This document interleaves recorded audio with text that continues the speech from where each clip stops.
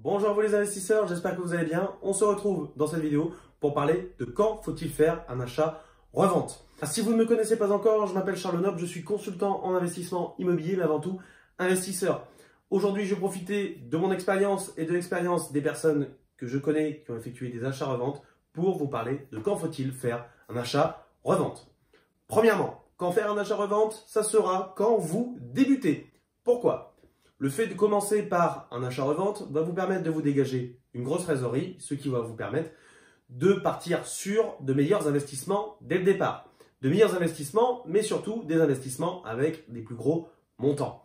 En investissant sur des plus grands montants, vous allez donc utiliser les intérêts cumulés, vous allez obtenir plus de loyers. Ces loyers vont travailler dans le temps et comme vous le savez, les intérêts créent des intérêts, donc vous allez vous construire un patrimoine beaucoup plus rapidement et vous gagnerez beaucoup plus d'argent.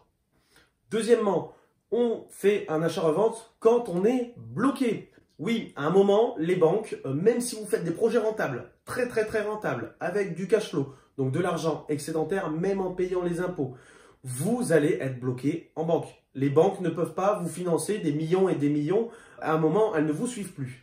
Donc, à un moment, il peut être intéressant de revendre par exemple un bien locatif où on sait qu'on a fait une plus-value dessus, ou bien on sait que c'est notre dernière opération que la banque va nous financer, elle nous l'a dit, on sait qu'on va faire un achat-revente pour se recréer de la trésorerie, pour se recréer un apport, pour pouvoir repartir sur notre investissement.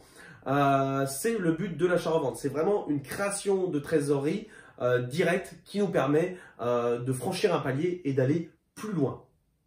Alors avant de continuer sur le troisième point, n'hésite pas à t'abonner à ma chaîne, à cliquer sur le petit bouton donc s'abonner, la petite cloche pour recevoir une notification à chaque nouvelle vidéo et ma formation complètement gratuite si tu es intéressé par l'investissement immobilier qui se situe donc dans la description, maîtriser les secrets de l'immobilier locatif afin de se construire un patrimoine immobilier.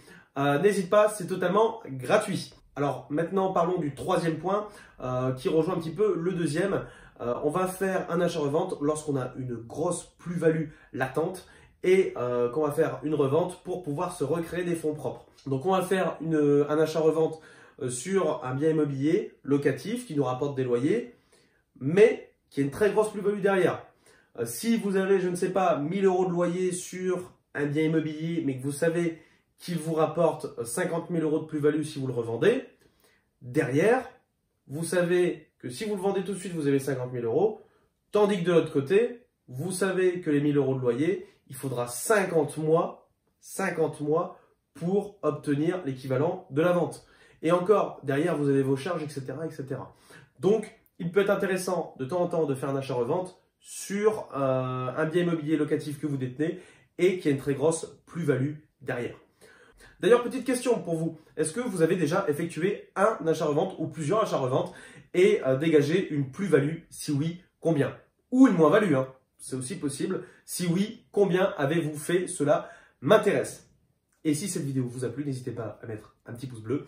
Ça me permettra de développer ma chaîne et de vous apporter encore plus de contenu par la suite. Voilà, je vous remercie d'avoir regardé et je vous dis à bientôt.